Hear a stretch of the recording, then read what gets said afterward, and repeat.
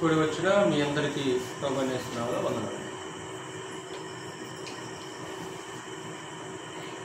దేవుని మహాకృపను బట్టి మరోసారి మనం ఆయన సన్నిధిలో చేరి ఆయన వాక్యం నేర్చుకునే ఒక విశేషమైన సమయాన్ని, భాగ్యాన్ని దేవుడు మనకు అనుగ్రహించాడు. గత కొన్ని వారాల నుంచి ఆదికాండము పుస్తకంలో నుంచి కొన్ని పాఠాలని మనము నేర్చుకుంటాం. దేవుడు సృష్టికర్త ఉన్నాడని, అలాగే దేవుడు చేసిన సృష్టి యొక్క క్రమం గురించి నేర్చుకున్నాం. అలాగే దేవుని యొక్క స్వరూపం అంటే ఏంటి అనే సంగతులు కూడా నేర్చుకున్నాం. దేవుని యొక్క స్వరూపం అంటే అర్థం ఏంటి అంటే దేవుడు ఏ స్వరూపంలో ఉంటాడు, దేవుడు ఏ రూపంలో ఉంటాడు. వాస్తవానికి లోకానికి అది అర్థం కాలేదు. నేటి క్రైస్తవులుగా పిలువబడే సమాజానికి కూడా దేవుని స్వరూపం అంటే ఏంటి అనేది అర్థం కాదు. అంటే దేవుడు ఏ రూపంలో ఉంటాడు అనేది అనేక మంది మనుషులు దాన్ని అర్థం చేసుకోలేకపోయారు. అలాగే మంచిది కానిది అనే సందేశం కూడా మనం నేర్చుకున్నాం. అంటే దేవుని దృష్టికి ఏది మంచిదిగా ఉంది, దేవుని దృష్టికి ఏది మంచిది కానిది అనే సంగతులు కూడా నేర్చుకున్నాం. ఈరోజు మరొక పాఠాన్ని పుస్తకాల నుంచి మనం నేర్చుకున్నాం. ఈరోజు మనం నేర్చుకునే అంశం పేరు ఏంటంటే మానవుని నిర్మాణం.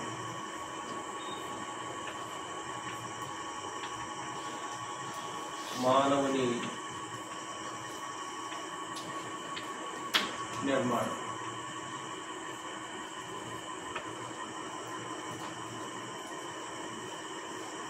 అంటే మనిషి యొక్క నిర్మాణం. మనిషి నిర్మాణం అనేది ఎక్కడ జరిగింది, ఎలా జరిగింది అనే సంగతులు కొద్ది నిమిషాలు కూలంకషంగా నేర్చుకుందాం.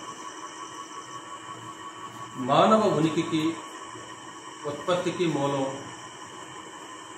దేవుడు అనేది గ్రంథం స్థాపిస్తుంది.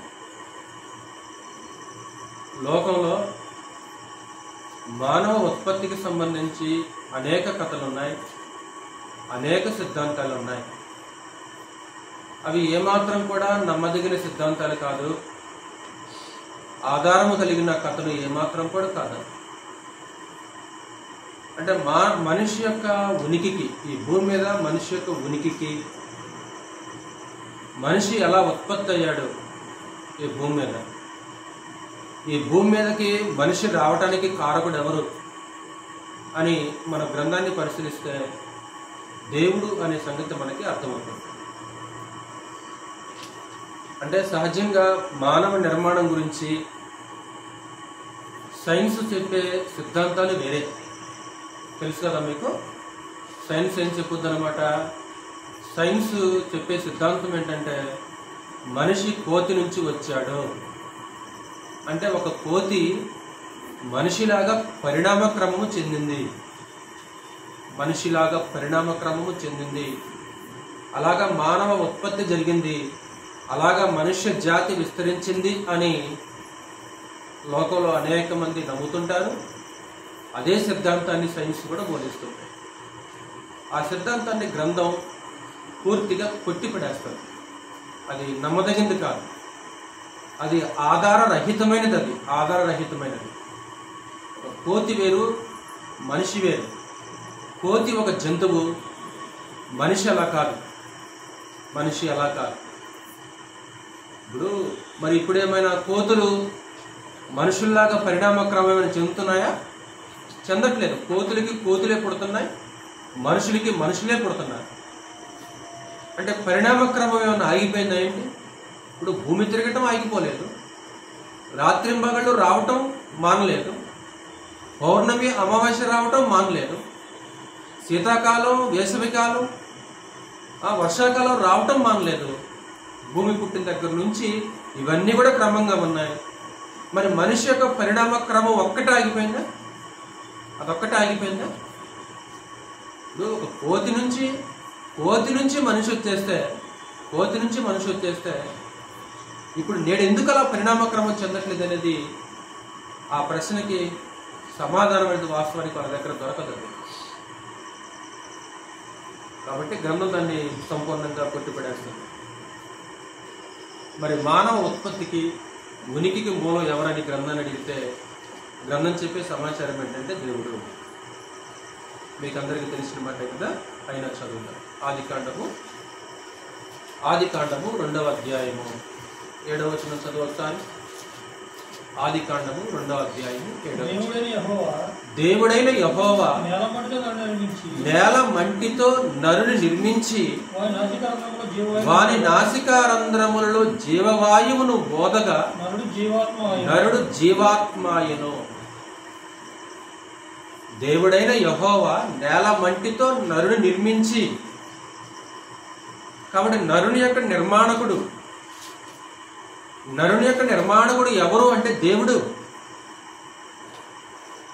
ఈ అద్భుతమైన స్ట్రక్చర్, ఈ రూపాన్ని, ఈ మనిషిని నిర్మించింది దేవుడు. నిర్మించాడు మనిషిని, దేవుడు నిర్మించాడు. సృష్టి నిర్మించబడిన విధానం వేరు, మనిషి నిర్మించబడిన విధానం వేరు. తేడా ఏంటో చెప్పండి ఒకసారి. సృష్టి నిర్మించబడిన విధానం వేరు, మనిషి నిర్మించబడిన విధానం వేరు.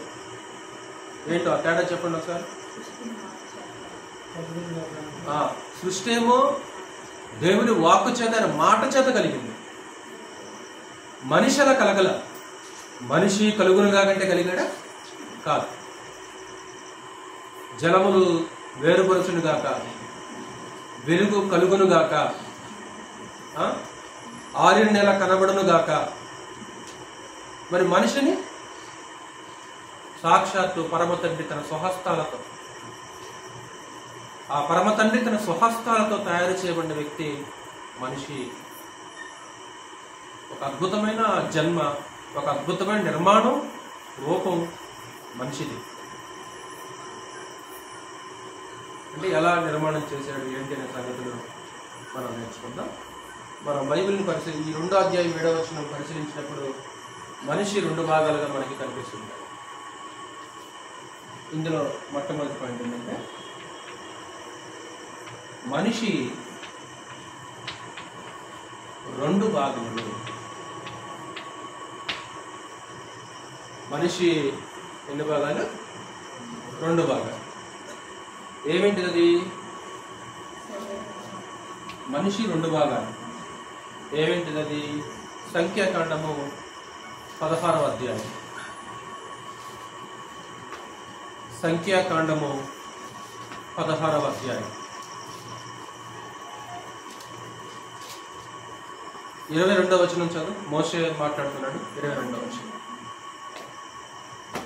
సంఖ్యాకాండము 16వ అధ్యాయము 22వ వచనం చదువుతున్నాడు. వారు సాగిలపడి సమస్త శరీరాత్మలకు దేవుడువైన దేవా, ఈ ఒక్కడు పాపము చేసినందున ఈ సమస్త సమాజము మీద నీవు కోపపడుదువా? చాలు. అంటే ఏమంటాడు? సమస్త శరీరాత్మలకు దేవుడువైన దేవ. శరీరాత్మలు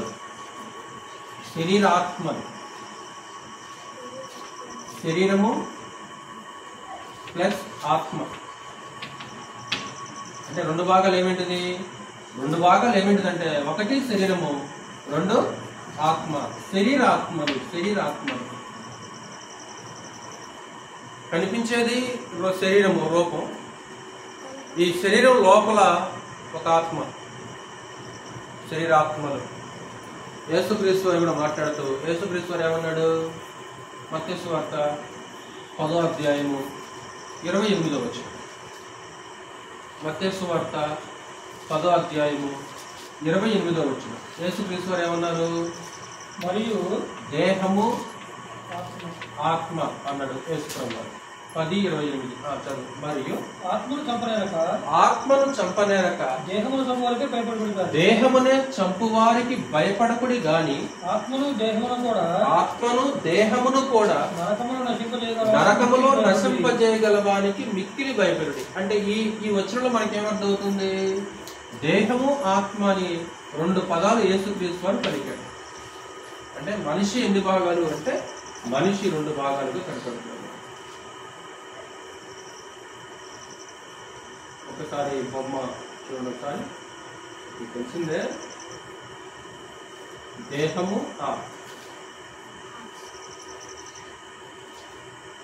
దేహము ఆత్మ.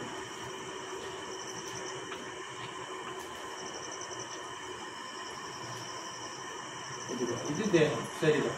దేహం అన్నా శరీరం అన్నా ఒకటే.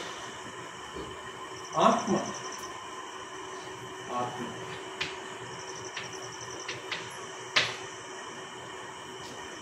ఇలాగ శరీరాత్మలు. మోష ఎందాక ఏమన్నాడంటే శరీరాత్మలు అన్నాడు. యేసుక్రీస్తు వారు ఇక్కడ మాట్లాడితే ఏమంటాడంటే దేహము ఆత్మ అంటాడు. కాబట్టి మనిషి ఎన్ని భాగాలు మావయ్య గారు? మనిషి ఎన్ని భాగాలు? 2 భాగాలు. ఏమేంటిది చెప్పు? శరీరం ఒకటి, ఆత్మ. శరీరము ఆత్మ 2 భాగాలు. ఈ సొలొమోను అనే మాట మీకు గుర్తొస్తుంది కదా, మన్నైనది వెనకటవలే మరలా భూమికి చేరును, ఆత్మ దాన్ని దయచేసిన దేవుని యొద్దకు మరలా. అంటే శరీరం మట్టిలో నుంచి వచ్చేసింది, మట్టిలోకి వెళ్ళుద్ది. ఆత్మ దేవుని దగ్గర నుంచి వచ్చేసింది, తిరిగి దేవుని దగ్గరికి వెళ్ళిపోతుంది. అంటే ఈ సంగతులు ఈరోజు అనేక మంది మనుషులకు అర్థం కావాలి. అంటే మనిషి అంటే ఆత్మ దేహం అనే ఒక 2 భాగాల కలయిక అనే సంగతి అర్థం కాక మనిషి అంటే శరీరం అనుకుంటుంది, మనిషి అంటే శరీరం అనుకుంటుంది. ఇది కేవలం శరీరం ప్రాణం మాత్రమే ఉంటుంది, లోపల ఆత్మ ఏమీ లేదు అనుకుంటూ ఈరోజు లోపల ఉన్న అనేక మంది మనుషులు తమకు నచ్చినట్లు జీవితాన్ని కొనసాగించేస్తున్నారు. కాదు, మనిషి 2 భాగాలు అని గ్రంథము తేటగా మాట్లాడుతుంది. అందులో శరీరం గురించి మొట్టమొదటి మనం ఆలోచించాము. 2వ పాయింట్ ఏంటంటే శరీరం. శరీరము లేదా దేహం. శరీరము అంటే శరీరాన్ని దేవుడు ఎలా నిర్మాణం చేశాడు? నేల మట్టిలో నుంచి వచ్చింది, అంతే కదా? నేల మట్టిలో నేల మట్టిలో నుండి వచ్చింది.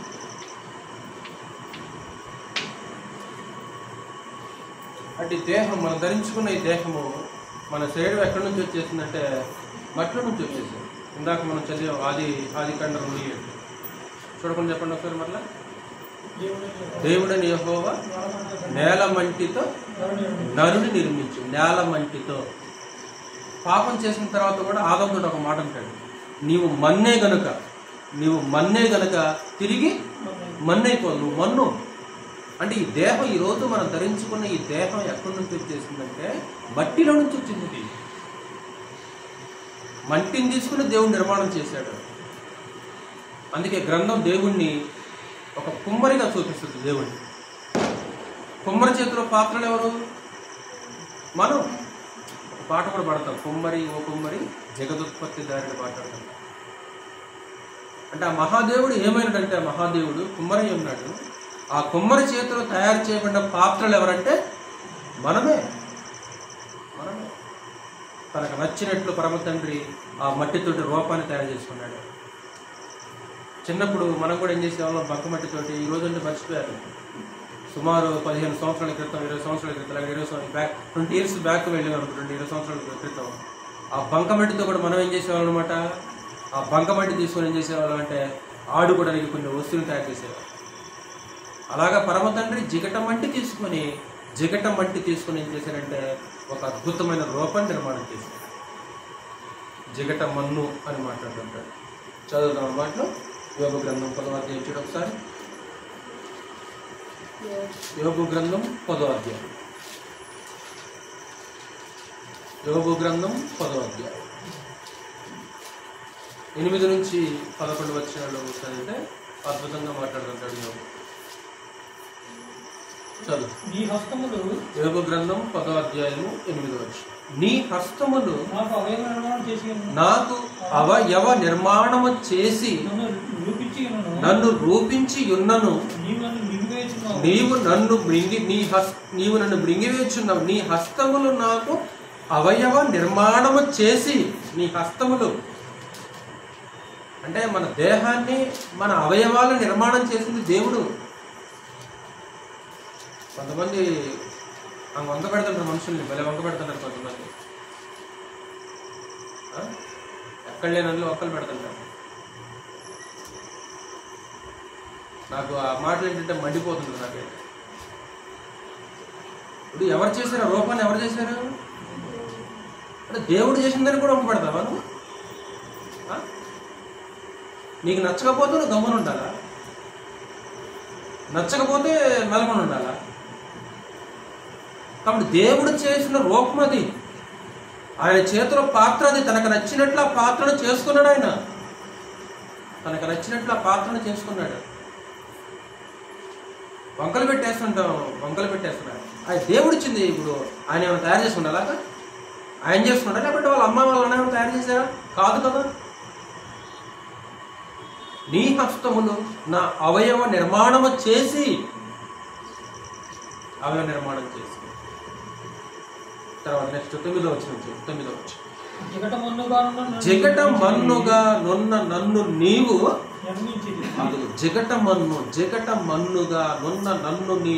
నిర్మించితివి. అందుకే ఎంత స్నానం చేసినా సరే ఒకసారి రుద్దుకున్నాం అనుకో మట్టి వస్తూనే ఉంటుంది కదా. మన దేహాన్ని రుద్దుకున్నాం అనుకో, ఎంతైనా స్నానం చేయి, రుద్దుకున్నాక మట్టి వస్తూనే ఉంటుంది. అంటే ఈ దేహం ఎక్కడి నుంచి వచ్చేసిందంటే మట్టిలో నుంచి వచ్చింది ఈ దేహం. అందుకే చిన్నపిల్లలు తల్లి గర్భంలో నుంచి బయటకు వచ్చిన తర్వాత ఏం చేస్తారో తెలుసా? వాళ్ళు మట్టి ఎరుగుతారు. వాళ్ళు వెంటనే మోసనికి వెళ్తారు. వాళ్ళు తల్లి గర్భంలో నుంచి బయటికి రాగానే. అంటే అవిగాడు పోలేదు, చూడలేదు నేను, జస్వంత్ పోవడం నేను చూశాను. వెంటనే ఆ గర్భంలో నుంచి బయటకు వచ్చాడు. నిమిషాల వ్యవధిలోనే ఏమైపోయాడంటే నిమిషాల వ్యవధిలోనే నల్లగా మట్టి కూర్చున్నాడు. అంతే. ఒక అద్భుతం, ఆశ్చర్యం ఏంటంటే ఆ దేహం అలాగ లోపల మట్టితో నిర్మాణం చేయబడింది. అది మట్టి దేహం. అంటే జిగట మన్నుగా నన్ను నిర్మించడం అంటారు. మట్టిలో నుంచి వచ్చాము, మట్టి పుట్టించింది తింటున్నాము, తిరిగి మరలా ఎక్కడికి వెళ్తాము? మట్టిలోకి వెళ్తాం. మట్టిలో నుంచి వచ్చాం, మట్టి పుట్టించింది తింటున్నా, తిరిగి మరలా మట్టిలోకి వెళ్ళిపోతాం. ఈ దేహం ఎక్కడి నుంచి వచ్చేసిందో అక్కడికి వెళ్ళిపోద్ది. ఇంకా చదువుతారు 9వ వచనంలో, జిగట మన్నుగా నున్న నీవు నిర్మించితివి, ఆ సంగతి జ్ఞాపకం చేసుకున్నావు. నీవు నన్ను మరలా మన్నుగా చేదువా, ఒకడు పాలు పోసినట్లు నీవు నన్ను కోసితివి కదా. జున్నుగడ్డ ఒకడు పేరబెట్టినట్లు నీవు నన్ను పేరబెట్టితివి కదా. చర్మముతోను మాంసముతోను నీవు నన్ను కప్పితివి, ఎముకలతోను నరములతోను. అంటే ఒక నేతగాడు నేసినట్లు ఆ భాష ఎలా ఉంది, ఆ భాష ఎలా మాట్లాడుతున్నాడు అంటే ఒక నేతగాడు దారాలతో నేసినట్లు దేవుడు ఏం చేశాడంట? చర్మముతో మాంసముతో నువ్వు నన్ను కప్పితివి, ఎముకలతో నరములతో నన్ను సంధించితివి. మాంసం ముందు ఎముకలు కదా. ఒక అద్భుతమైన నిర్మాణం. ఇప్పుడు ఒక ఇల్లు నిర్మాణం చేయాలనుకో, పిల్లర్స్ వేయాలి. కాంక్రీట్ వేసే ముందు ఏం చేస్తారు? పిల్లర్స్ వేయాలి కదా. కాంక్రీట్ వేసే ముందు ఏం చేస్తారు? ఐరన్ రాడ్లు పెడతారు. ఐరన్ రాడ్లు పెట్టి చుట్టూ కాంక్రీట్ వేస్తారు కదా. అది చూడండి, అలాగే దేవుడు అలా ఎముకలను పెట్టాడు. ముందు ఎముకలను పెట్టి ఆ ఎముకల పైన ఏం చేశాడు? మాంసం పెట్టేశాడు. ఆ మాంసం మీద ఏం పెట్టాడు? నరాలు పెట్టేశాడు. ఆ నరాల మీద మరలా ఏం చేశాడంట? చర్మంతో కప్పితివి. ఇప్పుడు ఒకవేళ చర్మం లేదనుకో, మాంసం ముద్ద, చర్మం లేకపోతే ఎలా ఉంటారు మనుషులు? చూడగలవా? అళ్ళు మనం చూడలేము. ఎముకలతో నరములతో సంధించావు. చూడండి, ఆ నరాలంట మనం ఒక మనిషిలో ఉన్న నరాలన్నీ పీకితే భూమిని చుట్టూ రావచ్చంట. అంటే భూమిని చుట్టూ కట్టేయచ్చంట. అలా భూమిని చుట్టూ రావచ్చంట. అన్ని ఉంటాయి అన్నమాట నరాలు మన దేహంలో. అంత పెద్దది వస్తారంట.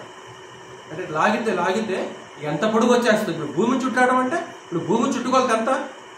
ఎన్ని వేల కిలోమీటర్లు? అంటే సైంటిఫికల్గా ఏమంటారంటే ఒక మనిషిలో నరాల చేత భూమిని చుట్టూ రావచ్చంట.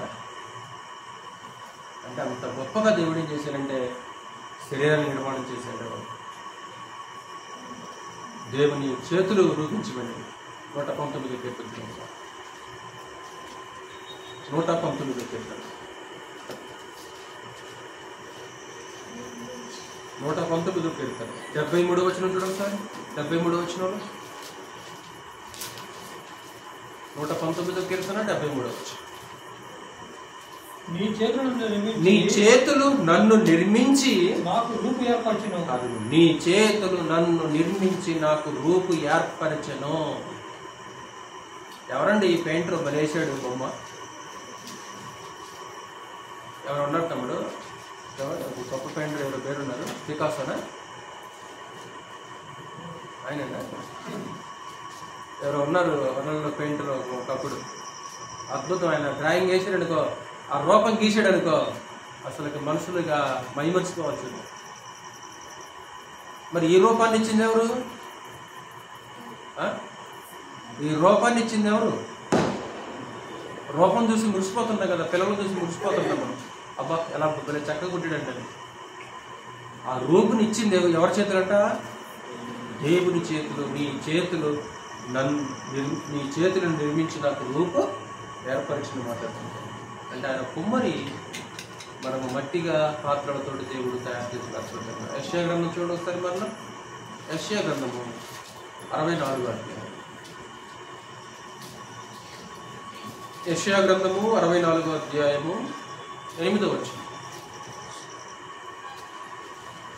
నేను చెప్తుంది మీకు అర్థమవుతుంది అనుకుంటున్నాను. ఈరోజు మనం నేర్చుకున్న అంశం పేరు చెప్పండి ఒకసారి. మానవుని నిర్మాణం. మనిషి ఎన్ని భాగాలు? 2 భాగాలు. ఏమేంటిది? శరీరము, ఆత్మ. శరీరం ఎక్కడి నుంచి వచ్చేసింది? మట్టి నుంచి వచ్చేసింది. 64వ అధ్యాయం 8వ వచనం. యెహోవా నీవే మాకు తండ్రివి, మేము జిగటమన్ను, నీవు మాకు కొమ్మరి వాడవు, మేమందరము నీ చేతి పని ఉన్నాము. యెహోవా మమ్మల్ని త్రోసివేయమాకయ్యా, నువ్వు మా నుంచి నువ్వు దూరంగా వెళ్ళమాకయ్యని ఇశ్రాయేలు యూదులు దేవునికి మొరపెట్టుకుంటున్నారు. వాళ్ళు నీవే మాకు కొమ్మరివి, మేము జిగటమన్ను, నీ చేతులు మమ్మల్ని నిర్మాణం చేసినవి, రూపించినవి అని మాట్లాడతారు. కాబట్టి దేహము, ఈ శరీరం అనేది మట్టిలో నుంచి వచ్చేసింది. అందుకే మట్టిలో ఉండే కణాలు మన శరీరంలో ఉన్నాయా? మట్టిలో ఉండే కణాలు, ఖనిజాలు మన శరీరంలో ఉన్నాయా? అర్థం కాలేదా? ఇంతగా నా ప్రశ్న అర్థం కాలేదా? మట్టిలో ఉండే కణాలు, ఖనిజాలు మన శరీరంలో ఉన్నాయా లేవా? ఉన్నాయి.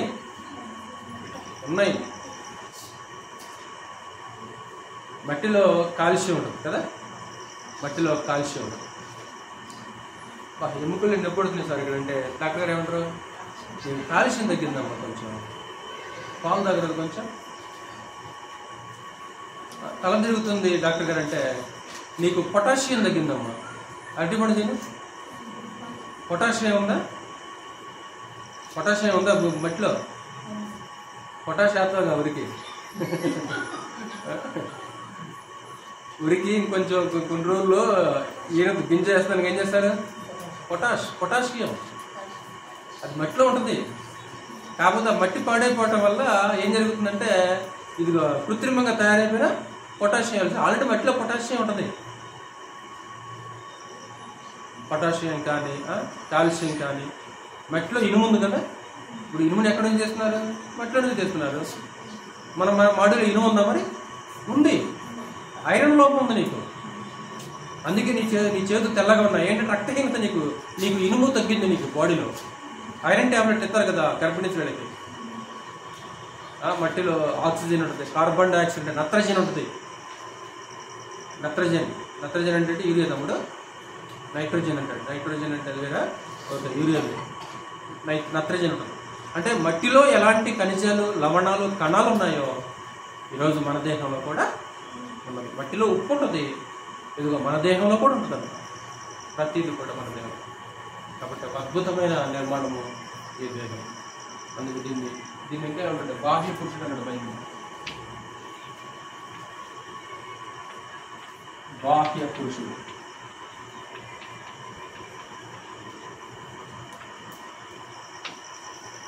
అంటే దేహాన్ని ఏమని పిలిచారంటే బాహ్య పురుషుడు అని పిలిచారు. ఆత్మను ఏమని పిలిచారు? ఆంతర్య పురుషుడు కదా. మా బాహ్య పురుషుడు కృషించిపోవచ్చున్నాను, ఆంతర్య పురుషుడు దినదినము నూతనపరచబడుచున్నాడు. అంటే శరీరాన్ని ఏమో బాహ్య పురుషుడు అని పిలిచాడు, ఆత్మనేమో ఆంతర్య పురుషుడు అని పిలిచాడు. ఈ శరీరం ఉంది కదా, ఈ శరీరం క్షయమైపోతుంది అన్నమాట. ఈ శరీరము క్షయమైపోతుంది. అంటే దేహం క్షయమైంది. క్షయత అక్షయత అనే 2 పదాలు ఉన్నాయి. క్షయత అంటేనేమో నశించేది, అక్షయత అంటేనేమో నాశనం కానిది, చావులేనిది. మరి ఈ దేహం ఎలాంటిది? ఈ దేహం ఎలాంటిదంటే క్షయమైపోయింది. దీనికి ఎక్స్పైర్ ఉంది. దేహానికి ఎక్స్పైర్ ఉంది, కానీ అంతరంగ పురుషుడికి ఎక్స్పైర్ అనేది లేదు. ఈ దేహం కేవలం తాత్కాలికంగా మాత్రమే ఉండటానికి మాత్రం నిర్మాణం చేయబడింది. ఈ దేహానికి కొంత ఆయుష్కాలం ఉంది. ఎంతకాలం అంటాడు మోషే? మా ఆయుష్కాలము 70 సంవత్సరములు, అధిక బలమున్న ఎడల 80 సంవత్సరములు. అది దేహానికి. అది ఇది క్షయమైపోయే దేహం. వాస్తవానికి ఇది కృషించిపోయే దేహం. ఇది అందుకే పౌలు కూడా మాట్లాడుతుంటారు కదా, భూమి మీద మన గుడారమని ఈ నివాసము శిథిలమైపోతున్నది. ఇప్పుడు పురాతన కాలంలో ఉన్న ఇల్లులు, గోపురాలు, కట్టడాలు ఏమైపోతున్నాయి? శిథిలమైపోతున్నాయి. ఇప్పుడు దేహం కూడా ఎప్పుడు ఒకేలా ఉండదా? శిథిలమైపోతుంటుందా? కృషించిపోతుంది. ఎప్పుడు ఒకేలా ఉండదు దేహం. చూడండి, తల్లి గర్భంలో నుంచి బయటకు వచ్చిన వెంటనే ఒక రకంగా ఉంటుంది. రోజులు గడిచే కొద్దీ మారుతూ ఉంటుంది అన్నమాట. సంవత్సరాలు గడిచే కొద్దీ వయసు మీద పడుతున్న కొద్దీ శరీరంలో మార్పులు రావటం మనం చూడవచ్చు. అంటే ఇది శిథిలమైపోయి, ఇది క్షయమైపోయేది. ఇది కేవలం తాత్కాలికంగా మాత్రమే ఉంటుంది. అందుకే ఈ దేహం యొక్క జీవితం గురించి గడ్డిపూతో పోల్చాడు. మీకు తెలుసు కదా. ఒకసారి యెషయా గ్రంథము 40వ అధ్యాయం చూడు ఒకసారి. అక్కడనే యెషయా గ్రంథము 40వ అధ్యాయము, యెషయా గ్రంథము 40వ అధ్యాయము 6వ వచనం. 40వ అధ్యాయము 6వ వచనం. ఆలకించుడి, ప్రకటించమని ఒకడు ఆజ్ఞించుచున్నాడు. నేనేమి ప్రకటించునని మరి ఒకడు అడుగుచున్నాడు. సర్వ శరీరులు గడ్డి అయి ఉన్నారు, వారి అందమంతయు అడవి పువ్వు వలె ఉన్నది. సర్వ శరీరులు గడ్డి అయి ఉన్నారు అంటే గడ్డి వాడిపోయినట్లు మనిషి యొక్క జీవితం అలా వాడిపోతున్నది. వారి అందమంతయు అడవి పువ్వు వలె ఉన్నది. అడవి పువ్వు వలె. ఒకప్పుడున్న అందం ఉందా? శాశ్వతం కాదు, స్థిరం కాదు. ఎన్ని ప్రయత్నాలు చేస్తుంటారు బ్రతకటానికి, జీవించడానికి, అందాన్ని కాపాడుకోవడానికి ఎన్ని ప్రయత్నాలు చేస్తుంటారు. ఆ అందం అనేది, బ్రతుకు అనేది కేవలం తాత్కాలికమైనది.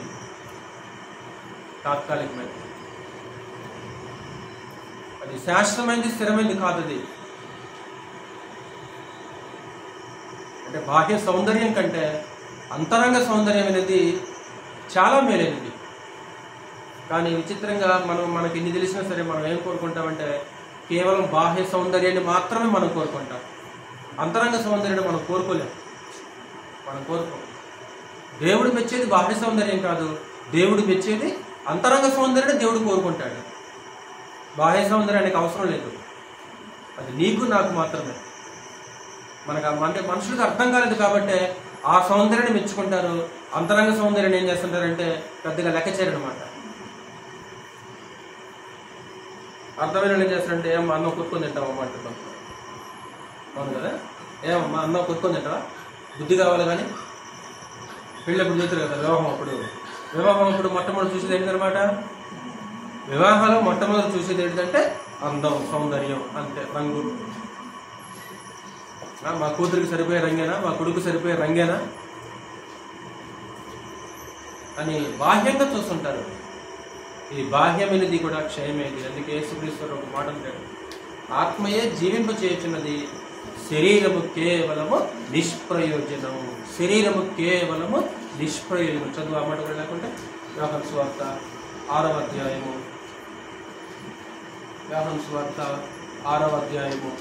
63వ వచనం. 6:63 చదువు.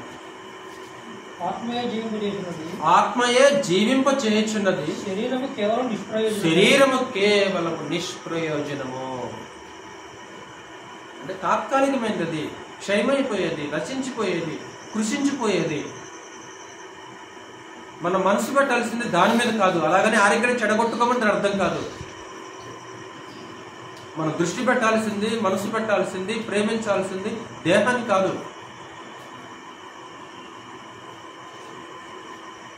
అంటే ఇలాంటి దేహాన్ని దేవుడు నిర్మాణం చేశాడు. అలాగే చివరిగా మూడో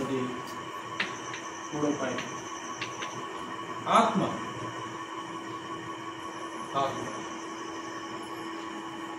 ఏం చేశాడు అక్కడ దేవుడు? దేవుడని యెహోవా నేలమట్టితో నరుని నిర్మించి వారి నాసికారంధ్రములోని జీవవాయువును ఓదగా నరుడు ఏమైపోయాడు? జీవాత్మ అయిపోయాడు. జీవాత్మ అంటే జీవము ప్లస్ ఆత్మ. జీవము ప్లస్ ఆత్మ, జీవాత్మ.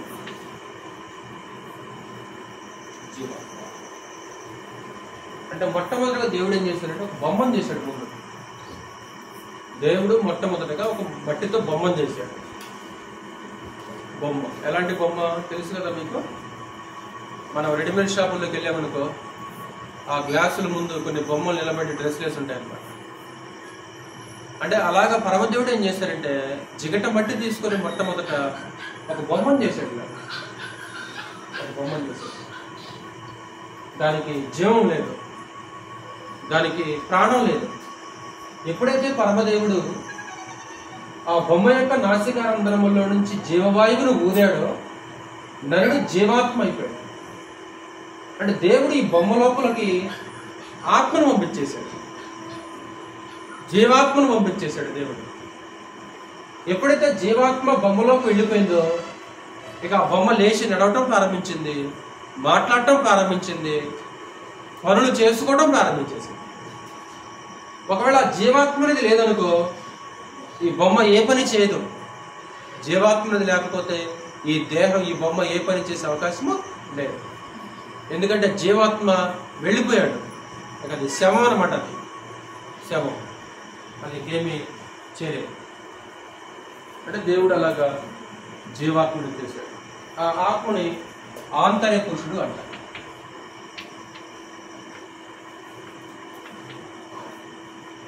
ఆంతర్య పురుషుడు అని పిలుస్తుంటారు. చదువు మాటలు ఒకసారి. కొరింథీయులకు రాసిన 2వ పత్రిక 4వ అధ్యాయం. కొరింథీయులకు రాసిన 2వ పత్రిక 4వ అధ్యాయం. కొరింథీయులకు రాసిన 2వ పత్రిక 4వ అధ్యాయము 16వ వచనం. కావున మేము అధైర్యపడము, మా బాహ్య పురుషుడు కృషించుచున్నను, ఆంతర్య పురుషుడు దినదినము నూతన పరచబడుచున్నాడు. మా బాహ్య పురుషుడు కృషించుచున్నాను. బాహ్య పురుషుడు అంటే చెప్పాలి. ఇప్పుడు మా బాహ్య పురుషుడు ఏమైపోతున్నాడు? కృషించిపోతున్నాడు. అంటే బాహ్య పురుషుడు అంటే శరీరం. ఆంతర్య పురుషుడు ఏమైపోతున్నాడు? దినదినము కూడా నూతన పరచబడింది. దినదినం కూడా ఆత్మీయంగా అభివృద్ధి అనేది జరుగుతుంది. అంటే ఆత్మనేమో ఆంతర్య పురుషుడు అన్నాడు, దేహాన్నేమో బాహ్య పురుషుడు అని పిలిచేశాడు. బాహ్య పురుషుడు, ఆంతర్య పురుషుడు, ఇద్దరు పురుషుడు. బాహ్య పురుషుడు, ఆంతర్య పురుషుడు. అంటే శరీరము ఆత్మ. మనిషి 2 భాగాలుగా మనకి కనిపిస్తుంది. ఇప్పుడు శరీరమేమో మట్టిలో నుంచి వచ్చేసింది. మరి ఈ ఆత్మ ఎక్కడి నుంచి వచ్చేసింది? దేవుని దగ్గర నుండి వచ్చింది. దేవుని దగ్గర నుండి వచ్చింది. అవునా? శరీరం ఎక్కడి నుంచి వచ్చేసింది అంటే మట్టిలో నుంచి వచ్చేసింది. ఆత్మ ఎక్కడి నుంచి వచ్చేసింది? దేవుని దగ్గర నుంచి వచ్చేసింది. అది ఎప్పుడైతే దేవుడు నాసికారంధ్రంలో జీవవాయువును ఊదాడో నరుడు జీవాత్మ అయిపోయాడు. అంటే దేవుడు పంపించాడు, దేవుని దగ్గర నుంచి వచ్చేసింది. అందుకే సొలొమోను ఏమన్నాడు? మన్నైనది వెనకటి వలె మరలా భూమికి చేరును, ఆత్మ దాన్ని దయచేసిన దేవుని యొద్దకు. అంటే ఆత్మను దయచేసింది ఆత్మ ఎవరి దగ్గర నుంచి వచ్చేసిందంటే సాక్షాత్తు దేవుని దగ్గర నుంచి వచ్చింది. ఆత్మ దేవుని దగ్గర నుంచి వచ్చేసింది. దేవుడు అనుగ్రహించేశాడు ఆ జీవాత్మని, జీవించే ఆత్మని.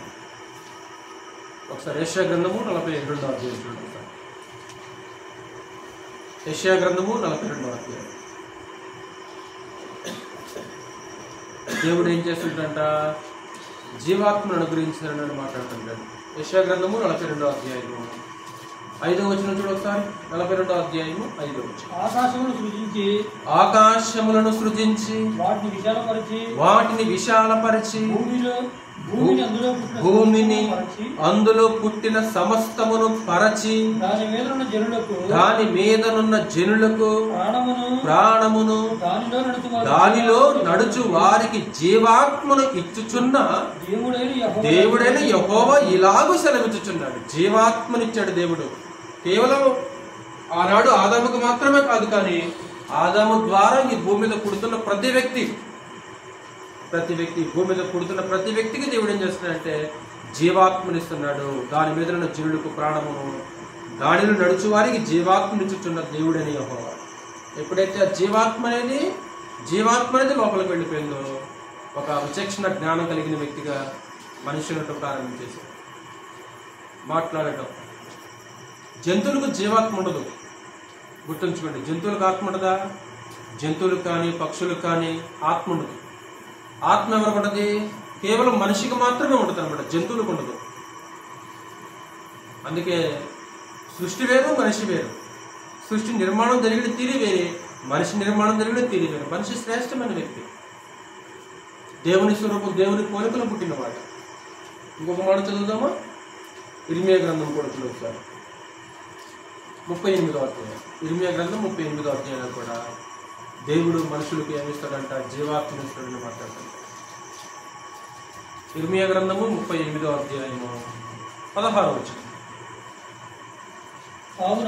ఇర్మియా గ్రంథము 38వ అధ్యాయము 16వ వచనం. కావున రాజైన సిద్కియా జీవాత్మను మనకు అనుగ్రహించు జీవాత్మను మనకు అనుగ్రహించు యెహోవా తోడు, యెహోవా.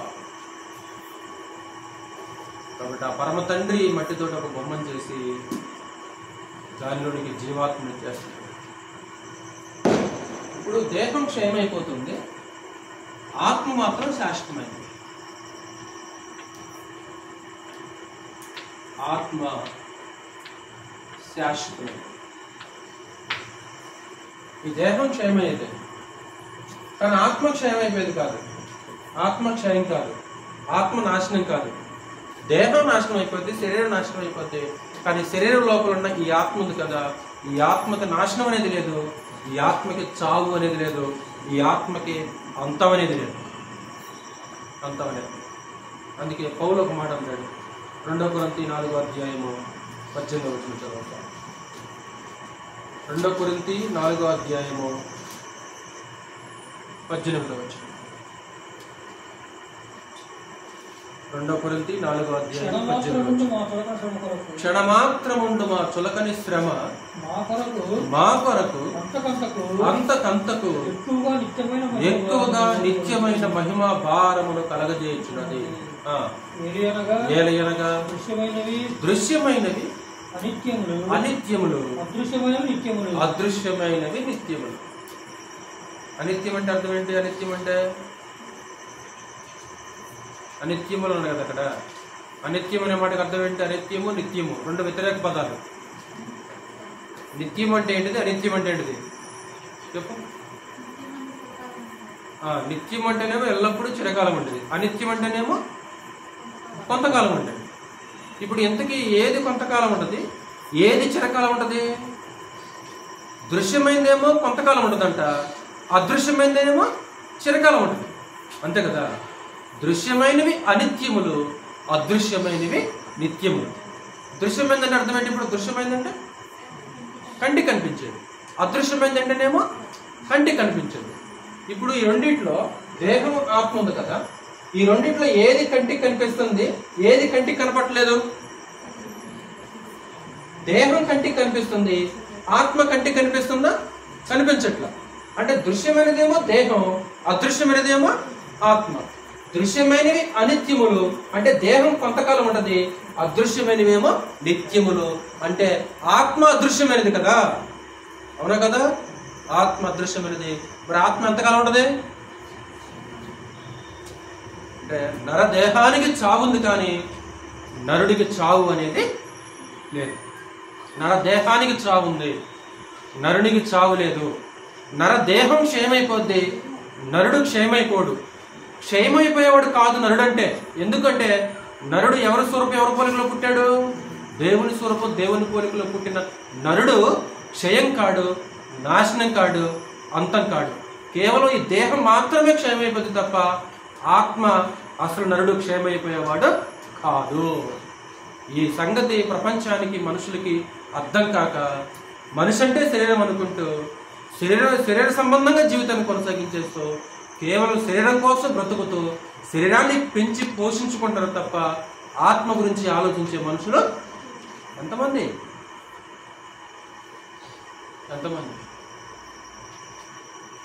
చచ్చిపోతే ఒక పని అయిపోద్ది అనుకుంటారు కొంతమంది. పని స్టార్ట్ అయ్యేటప్పుడు ఈ కష్టాలు భరించలేక చావటం మంచిది అనుకుంటారు. చచ్చిపోయిన తర్వాత నువ్వు అడిగిపోతున్నావు, చనిపోయాడు. ఉదాహరణకి నేను చచ్చిపోయాను అనుకుందాం. ఒకవేళ నేను చచ్చిపోయాను అనుకో, ఒకవేళ నేను వచ్చేసాను అనుకో, చనిపోయాడు అంటాడు. చనిపోయాడు, ఎక్కడ పోయాడు? ఎందుకు? ఎక్కడికి పోయాడు? కాబట్టి ఒక శాశ్వతమైన స్థలానికి వెళ్ళిపోతున్నాడు. దేహం క్షయమయ్యేది, ఆత్మక్షయం కాదు. చివరగా మరొక పాయింట్ ఏంటంటే అసలు వ్యక్తి ఆత్మ. ఇది అర్థం కావాలి. ఇది అర్థం కావట్లేదు ఎక్కువ మందికి. ఇది అర్థం కావాలి. అంటే మనిషి అంటే శరీరం కాదు, మనిషి అంటే ఆత్మ అనే సంగతి అర్థం కావాలి. మనిషి అంటే శరీరం కాదు, మనిషి అంటే ఎవరు? ఆత్మ. మనిషి అంటే దేహం కాదు, మనిషి అంటే ఆత్మ. ఇప్పుడు దేవుడు ఏమన్నాడు? ఆదికాండం 1:26లో దేవుడు ఏమన్నాడు? మన స్వరూపమందు మన పోలిక చొప్పున నరులను చేదు. ఇప్పుడు దేవుని స్వరూపం, దేవుని పోలిక ఎక్కడుంది శాంత్య? ఇక్కడ 2 భాగాలు కనిపిస్తున్నాయి కదా, దేహం ఒకటే, ఆత్మ ఒకటే కదా. దేవుని స్వరూపం, దేవుని పోలిక అనేది ఎక్కడ కనబడుతుంది? దేహంలో కనబడుతుందా, ఆత్మలో కనబడుతుందా? దేహంలో దేవుని స్వరూపం, దేవుని పోలిక లేదు. ఎందుకు? దేహానికేమో తల్లి తండ్రి స్వరూపం పోలిక వస్తుంది, అవునా? అబ్బా ఈడు అచ్చం వాళ్ళ అమ్మలాగా ఉన్నాడు, వాళ్ళ నాన్నలాగా ఉన్నాడు, వాళ్ళ తాతలాగా ఉన్నాడు, ఆడు అచ్చం ఏంది మేనమామ జుడుపడ్డట్టుకుంటా అచ్చం వీడు మేనమామ పోలికలు వచ్చేసింది. అంటే దేహానికేమో రక్త సంబంధికుల పోలికలు వస్తాయి.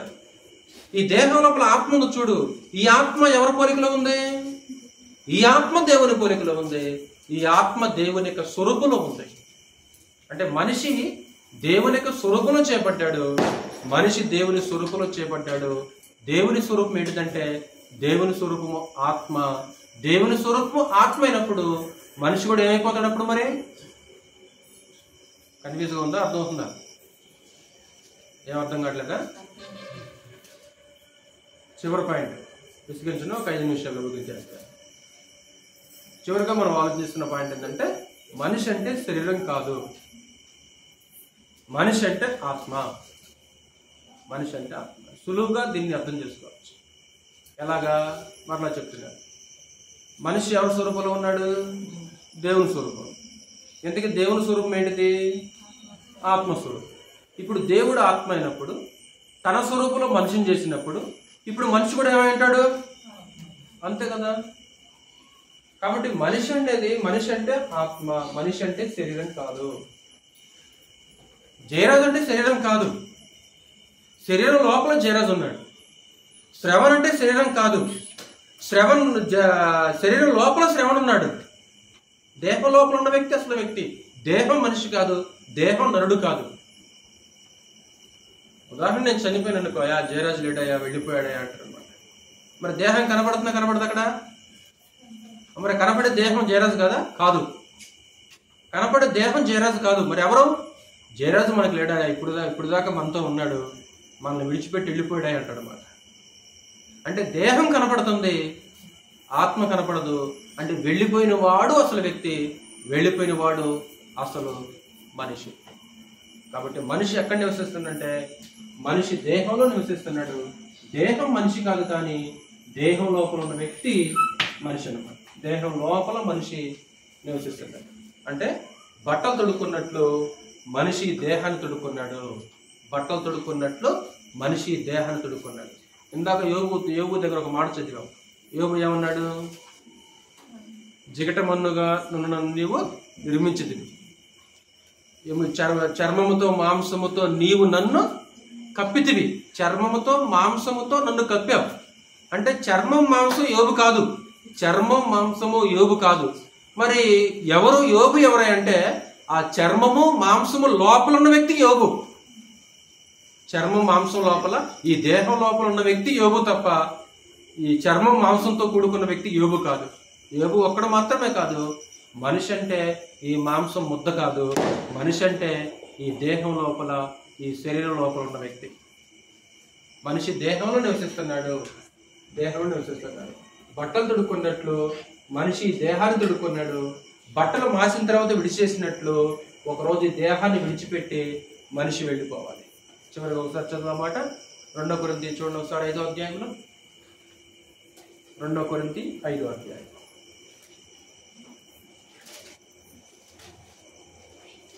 2 కొరింథీ 5వ అధ్యాయం 7వ వచనం చూడండి ఒకసారి. గనుక ఈ దేహంలో నివసించినంత కాలము. ఎక్కడ నివసిస్తున్నావు నువ్వు? ఇప్పుడు దేహం అంటే పౌలా, లేకుంటే పౌలు దేహంలో నివసిస్తున్నాడా? అర్థమైంది కదా? దేహంలో నివసించుతున్నంత కాలం అంటే దేహం మనిషి కాదు, దేహంలో నివసిస్తున్నాడు. ఈ దేహంలో నివసించుచున్నంత కాలము ప్రభువుకు దూరముగా ఉన్నామని ఎరిగియుండి ఎల్లప్పుడూ ధైర్యము గలవారమై ఉన్నాము. ఇట్లు ధైర్యము కలిగి ఈ దేహమును విడిచిపెట్టి, అదిగో దేహాన్ని విడిచిపెట్టి, దేహం మనిషి కాదు, మనిషి దేహాన్ని విడిచిపెడతాడు, విడిచిపెట్టి ప్రభు రద్దునికి ఇష్టపడుచున్నాము. తర్వాత మాట కూడా కావున దేహమందు ఉన్నను దేహమును విడిచినను. అంటే మనిషి దేహంలో ఉండగలడు, దేహాన్ని విడిచిపెట్టి కూడా ఉండగలడు. దేహంలో ఉండగలడు, దేహాన్ని విడిచిపెట్టి కూడా ఉండగలడు. కాబట్టి ఒకరోజు దేహాన్ని విడిచిపెట్టి మనం వెళ్ళిపోతాము. వెళ్ళిపోయే వ్యక్తి అసలు మరొక మాట చదివి నేను ముగించాను. పేతురు రాసిన 2వ పత్రిక ఒకసారి. పేతురు రాసిన 2వ పత్రిక 1వ అధ్యాయము 13 14. పేతురు రాసిన 2వ పత్రిక 1వ అధ్యాయము 13 14. 2 పేతురు 1వ అధ్యాయం 13 చదువు. 2 పేతురు 1వ అధ్యాయము 13 మరియు మన ప్రభువైన యేసుక్రీస్తు నాకు సూచించిన ప్రకారం. మాట్లాడేది ఎవరు? అక్కడ పేతురు మాట్లాడుతున్నాడు. పేతురు ఏం చేయాలంట? నా గుడారమును త్వరగా విడిచిపెట్టవలసి వచ్చిన ఎరిగి. గుడారం అంటే ఏంటిది? అక్కడ గుడారము, నా గుడారం. గుడారం నేను కాదు, గుడారము నేను కాదు. ఈ గుడారం ఎవరిది? ఇది నాది. ఇప్పుడు నా గుడారాన్ని ఏం చేస్తా? నేను త్వరగా విడిచిపెట్టవలసి వచ్చిన ఎరిగి. ఆ తర్వాత నేను ఈ గుడారములో ఉన్నంత కాలము ఈ సంగతులను జ్ఞాపకం చేసి. ఇప్పుడు పేతురు అంటే గుడారమా? పేతురు గుడారం లోపల ఉంటా శాంతియా? అంతే కదా. నేను ఈ గుడారములో ఉన్నంత కాలం. గుడారం నేను కాదు, నేను ఎక్కడున్నాను? గుడారం లోపల ఉన్నా. నేను గుడారం లోపల ఉన్నా నేను. కాబట్టి పేతురు గుడారం లోపల ఉన్నాడు, పౌలు గుడారం లోపల ఉన్నాడు, జయరాజు గుడారం లోపల ఉన్నాడు. కనపడే రూపం జయరాజు కాదు, కనపడే రూపం పేతురు కాదు, కనపడే రూపం పౌలు కాదు. మరి ఎక్కడున్నారు వాళ్ళు? వాళ్ళు దేహం లోపల ఉన్నారు, గుడారపు లోపల వాళ్ళు ఉన్నారు. ఆ ఆత్మకి ఏమాత్రం కూడా నాశనం లేదు. చాలు. ఈ దేహం క్షయమైపోతుంది, ఆత్మకు మాత్రం ఏమాత్రం కూడా నాశనం కానీ అంతం కానీ లేదు. యుగాలు కూడా ఆత్మ సజీవంగా ఉంటుంది. కాబట్టి మనిషి అంటే శరీరం అనుకుంటూ నచ్చినట్లు జీవితాన్ని జీవించేస్తూ మనం కనుక చనిపోయేవరకు దానికి ప్రతిఫలాన్ని పర్యావరణాన్ని ఎవరు అనుభవించాలంటే ఆత్మ నియమించాల్సిన అవసరత ఉంటుంది. ఈరోజు నిజంగా మనం దేనికి ప్రాముఖ్యత ఇస్తున్నాం చెప్పండి, ఒకసారి ఈ ప్రశ్న సమాధానం చెప్పండి. ఆత్మ కాదు. ఈరోజు నిజంగా మనం ఎక్కువగా దేనికి ప్రయారిటీ ఇస్తున్నామంటే శరీరానికే ప్రయారిటీ ఇస్తున్నాం తప్ప అసలు ఆత్మరక్షణ గురించి ఆలోచించట్లా. ఎప్పుడు శరీరం గురించి ఆలోచించట్లేదు కదా, ఎప్పుడు ప్రియం బగుళ్ళు ఎక్కువగా మనం దేని గురించి ఆలోచిస్తున్నామంటే ఇదిగో శరీరం గురించి.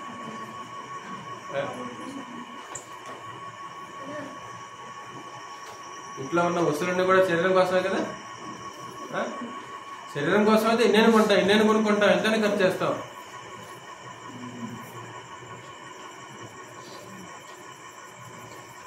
కాబట్టి ఆత్మ శాశ్వతమైంది, దానికి మనం ప్రాముఖ్యత ఇస్తే మన జీవితానికి మంచిది.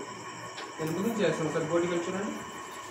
ఈరోజు మనం నేర్చుకున్న పాఠం ఏంటంటే మానవ నిర్మాణం. కాబట్టి మానవ ఉత్పత్తికి ఉనికికి మూలం ఎవరు? దేవుడు మూలం. దేవుడు పుట్టించాడు. ఎన్ని భాగాలుగా పుట్టించాడు దేవుడు మనిషిని? 2 భాగాలు. శరీరము ఆత్మ అన్నాడు మోషే, తర్వాత దేహము ఆత్మ అన్నాడు యేసుక్రీస్తు.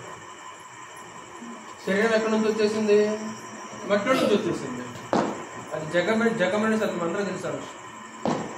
శరీరం మట్టి నుంచి వచ్చేసింది. శరీరాన్ని ఏమని పిలిచారు? బాహ్య పురుషుడు. శరీరం క్షయమైపోద్దా, నిత్యం ఉండదా? క్షయమైపోద్ది. ప్రతి మనిషి యొక్క శరీరం క్షయమైపోద్ది, బలహీనతలు ఉన్నాయి. ఇది సహజమే. ఇది శరీరానికి బలహీనతలు రావటం, శరీరం కృషించిపోవటం, శరీరంలో మార్పులు రావటం అనేది అది ప్రకృతి సహజం. అది మనం ప్రాణం ఉన్నంత కాలం కూడా శరీరంలో బలహీనతలు ఉంటూనే ఉంటాయి. ఎందుకంటే నిర్మాణం వల్ల జరిగింది. అలా క్షయమైపోద్ది, అది కృషించుకోవాలి నెమ్మదిగా. నెక్స్ట్ ఆత్మ. ఆత్మని ఎవరు పిలిచారు? ఆంతర్య పురుషుడు కదా, ఆంతర్య పురుషుడు అని పిలిచారు. ఆత్మ ఎవరి దగ్గర నుంచి వచ్చింది? దేవుని దగ్గర నుంచి వచ్చింది. ఆత్మ శాశ్వతమైంది, తాత్కాలికంగా ఉండదా? ఆత్మ శాశ్వతమైంది. ఎందుకు అసలు వ్యక్తి మనిషి అంటే శరీరమా ఆత్మ? ఆత్మ. మనిషి అంటే ఆత్మ శాశ్వతమైనది. మనం దృష్టి పెట్టాల్సింది కూడా ఆత్మ గురించి, ఆత్మరక్షణ గురించి ఆలోచించి శ్రద్ధగా వాక్యం ఉన్న మీ అందరికీ ప్రభువుల వందనాలు.